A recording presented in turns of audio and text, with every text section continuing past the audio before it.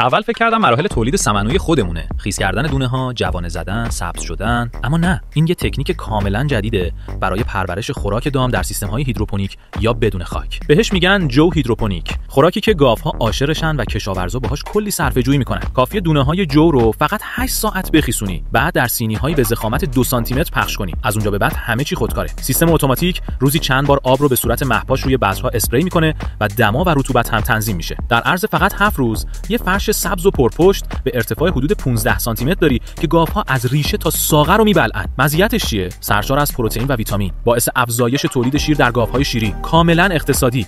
از هر 1 پوند دونه جو 6 تا 7 پوند علوفه تازه به دست میاد، بدون خاک، بدون کود، بدون وابستگی به فصل یا آب و هوا. در واقع این روش داره نگاه کشاورزا به خوراک دام رو عوض میکنه، چون نه تنها هزینه ها رو پایین میاره، بلکه خوراکی سالمتر، تازه‌تر و همیشه در دسترس فراهم میکنه. حالا تو بگو، روش‌های سنتی و پرهزینه یا کاشت علوفه با این سیستم مدرن، اگه یه گله گاو داشتی امتحانش نمی‌کردی؟